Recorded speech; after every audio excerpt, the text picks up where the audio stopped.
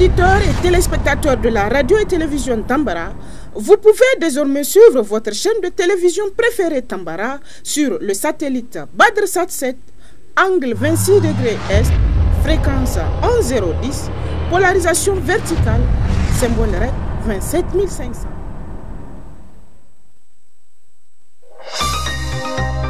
Suivez le journal avec STM Transport Voyageurs, une nouvelle façon de voyager.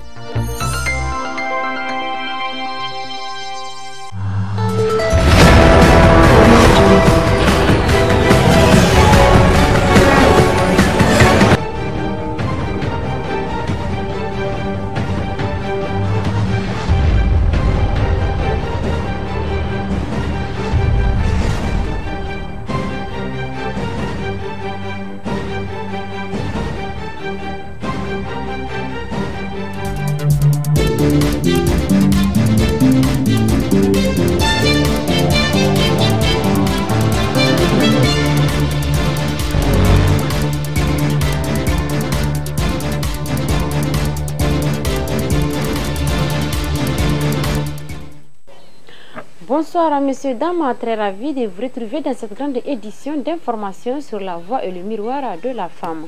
Dans le cadre de la conférence de solidarité avec les peuples du Sahel qui s'est tenue au Centre international de conférences Mahatma Gandhi, qui a duré 3 jours avec les panafricains anti-impérialistes et anti-néocolonialistes africains et internationaux, ont tenu à rencontrer le président du Conseil national pour la sauvegarde de la patrie. Suivez cet élément de la RTN.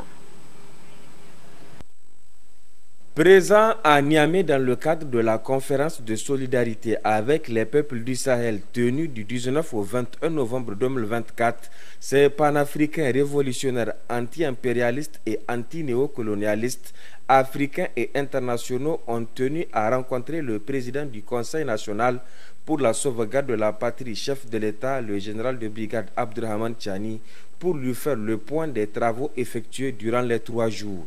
Nous avons été émerveillés par la réception. On est venu ici, on est de la délégation de WAPO et de PAT, dire notre reconnaissance, notre remerciement infini à tout ce qui s'est passé depuis la préparation, n'est-ce pas, de notre conférence jusqu'à la réalisation. Et dire merci pour tous les soins qu'il a mis à notre disposition, tant au plan de la sécurité, au plan de déplacement, tout ça, c'est merveilleux. Et donc nous sommes venus ici pour lui dire merci. Merci pour aussi nous avoir permis de venir regarder de près la réalité au Niger, qui est une réalité formidable, une réalité qui détonne dans le grisade de pratiquement ce qu'on voit dans les pays africains. Le Niger est en train de faire de grands pas. Le peuple nigérien a fait des prodiges. Dans un bref exposé de quelques minutes, le chef de l'État a su résumer les grands axes de sa politique, qui sont formidables. Sécurité, assurer la confiance du peuple nigérien par la bonne gouvernance, s'approprier les richesses qui sont les nôtres, ensuite, et assurer le développement. Les grands axes ont été décrits rapidement, de façon très brillante, par le chef de l'État. Nous sommes sortis de l'audience étant satisfaits de ce que, effectivement, nous sommes venus à bon lieu, qu'on ne s'est pas trompé de venir organiser la conférence internationale de soutien au peuple du Sahel à Niamey. Et donc c'est avec ça que nous allons répandre partout la bonne nouvelle, que ce qu'on vous dit sur les masses médias impérialistes, les masses médias mensonges sur le Niger, c'est pas vrai. On a vu. Il y a des merveilles qui se réalisent. Et nous sommes conscients et nous avons constaté que tant que des dirigeants sont à l'écoute du peuple, qui prennent des mesures favorables au peuple, ils réaliseront des miracles. Il faut le rappeler, Niamey, depuis les événements du 26 juillet 2023, est devenu le symbole de la lutte des peuples qui, contre vents et marées, ont librement décidé de prendre leur destin en main sans l'immixtion d'une quelconque puissance impérialiste. C'est donc grâce à ce noble et historique combat porté par le CNSP et le peuple nigérien que ces révolutionnaires avertis ont fait le choix de Niamey pour abriter leurs assises. Cette audience s'est déroulée en présence des membres du Conseil national pour la sauvegarde de la patrie. De plus, dans le cadre de la conférence des solidarités, le 21 novembre 2024 marque la clôture de ces activités avec le peuple du Sahel qui a duré 72 heures. Un panel suivi d'une marche au niveau de la place Thomas Sankara a marqué la fin de ces travaux. Suivez ce reportage.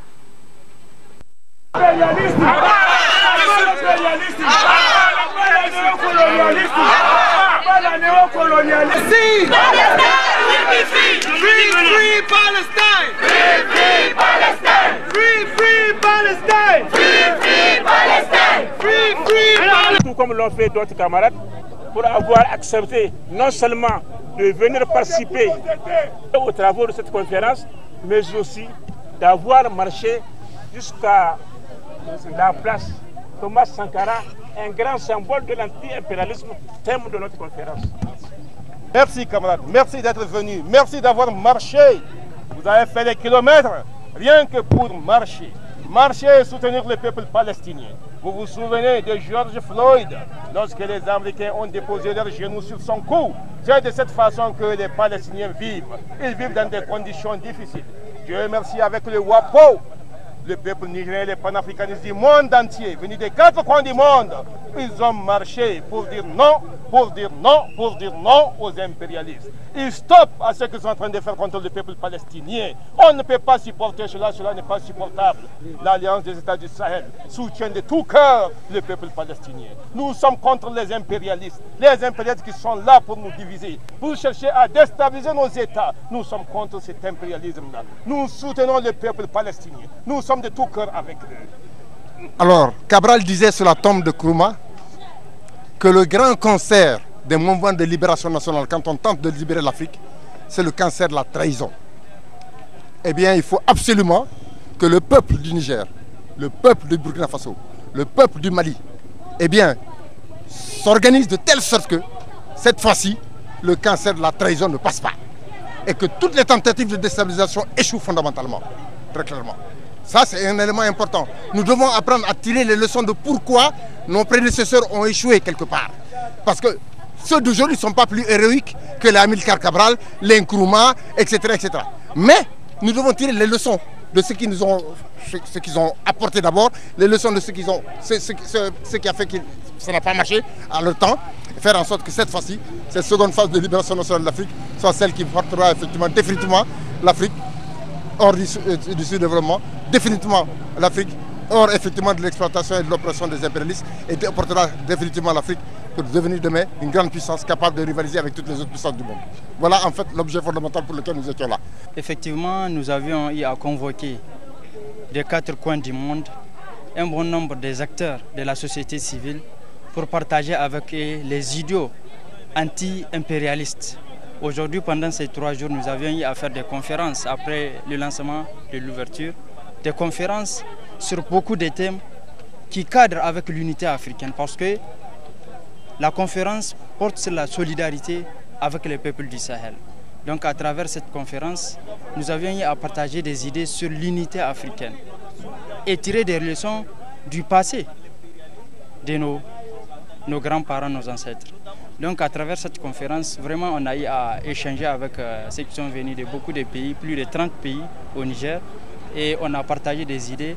Ils ont compris la réalité du Niger et ce qui se passe dans l'AES, parce que la réalité du Niger est une réalité qui est élargie aux 2 autres pays, Burkina Faso et le Mali. Donc vraiment à travers ça, ils ont eu à comprendre et on a fait des propositions. On a fait des propositions et un rapport sera quand même transmis à nos autorités par rapport à des réflexions que nous sommes en train de faire, que nous avions fait à travers ces conférences.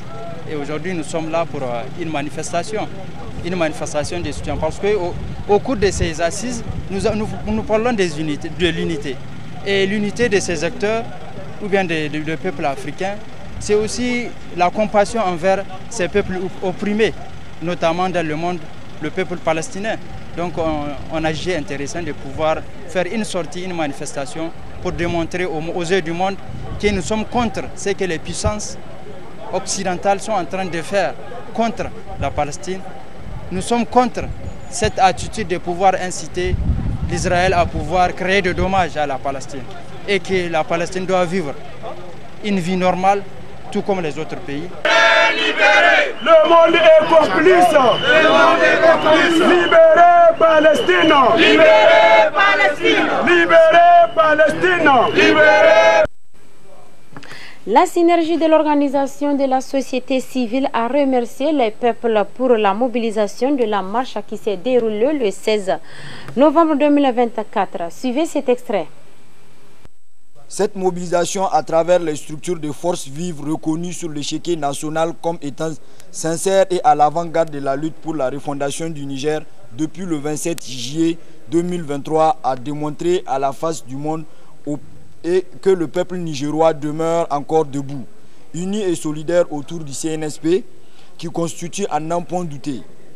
Au regard des acquis souverainistes enregistrés en 15 mois de gouvernance, la voie du salut, mieux la seule voie de salut pour Niger refondé et prospère, le pays de nos rêves. La synergie tient également à remercier les membres du CNSP et les autorités de la capitale de Niamey qui ont tenu à nous témoigner de leur soutien en marchant en synergie aux côtés du peuple. Le remerciement de la synergie des OSC, dont le fondement de la lutte et la refondation du Niger et non une transition réussie vers des élections, vont à l'endroit des médias publics et privés qui n'ont ménagé aucun effort pour une couverture nationale et internationale de l'événement. Des structures religieuses musulmans et chrétiens ainsi qu'à leurs leaders respectifs. De toutes les organisations socio-professionnelles, corporatrices de Niamey et environ particulièrement les organisations des femmes, des jeunes et des étudiants scolaires, des associations des anciens militaires victimes de la guerre et conflits d'armées, des regroupements des femmes des FDS, sans oublier les FDF elles-mêmes qui ont tout au long de la marche et du meeting assuré avec brio le professionnalisme, la sécurité des événements. De tous les comités de soutien de l'AES et aux ressortissants des pays frères du Burkina Faso et du Mali qui se sont mobilisés pour rendre visible sur le terrain de la lutte le samedi 16 novembre passé, le grand peuple révolutionnaire de la Confédération de l'AES. La mobilisation de toutes ces couches sociales et les interventions ayant porté sur les mêmes sujets d'aspiration populaire. Il est aussi important de rappeler au peuple nigérois, aujourd'hui plus qu'hier, que le combat ne fait que commencer. Et pour le gagner, nous devons nous investir davantage avec plus de responsabilité, de patriotisme, de sincère et d'unité. Pour ce faire, avec les incidents intervenus entre les revendeurs et les FDS autour du grand marché de Niamey, la synergie appelle d'abord les autorités à plus de compréhension à ces temps difficiles de résilience. Ensuite, les revendeurs à plus de retenue et de coopération pour le respect des instructions tendues à assurer la fluidité de la circulation et garantir une bonne sécurisation de nos villes sous menace de déstabilisation.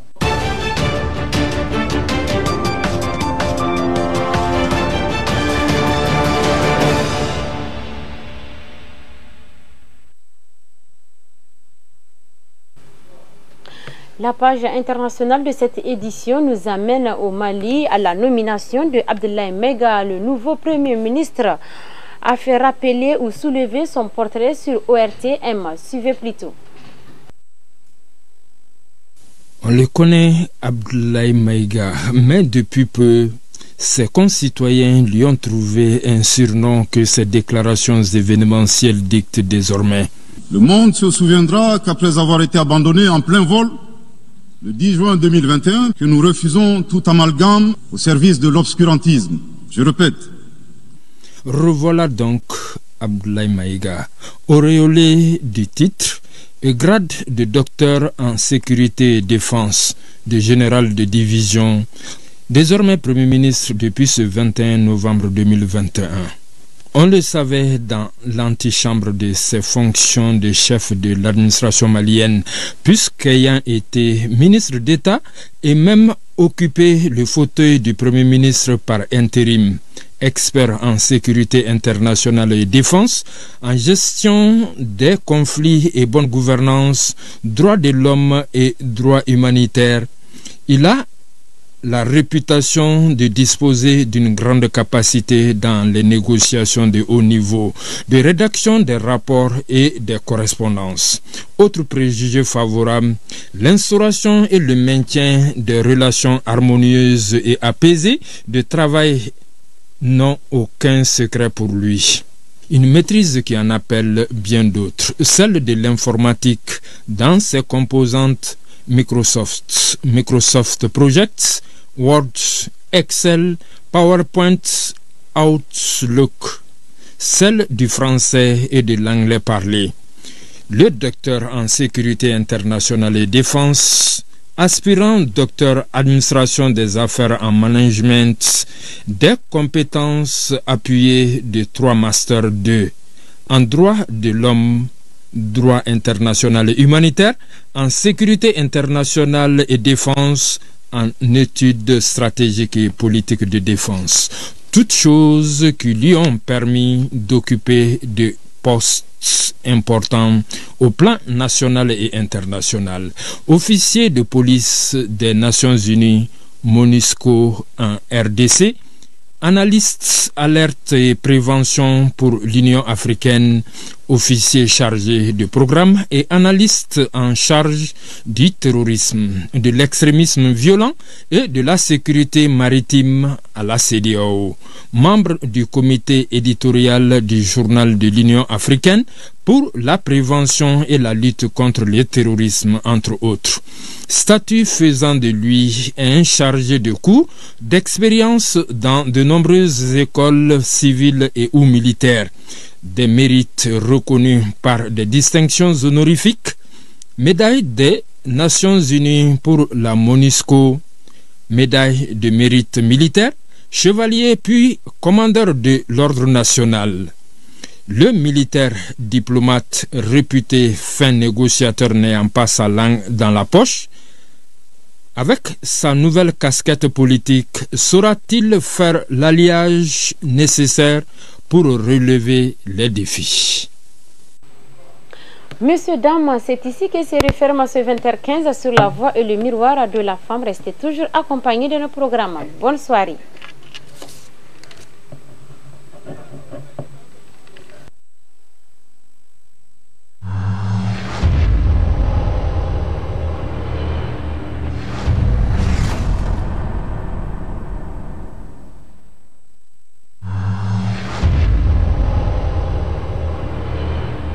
Chers auditeurs et téléspectateurs de la radio et télévision Tambara, vous pouvez désormais suivre votre chaîne de télévision préférée Tambara sur le satellite BadrSat 7, angle 26 degrés Est, fréquence 11010, polarisation verticale, symbole REC 27500.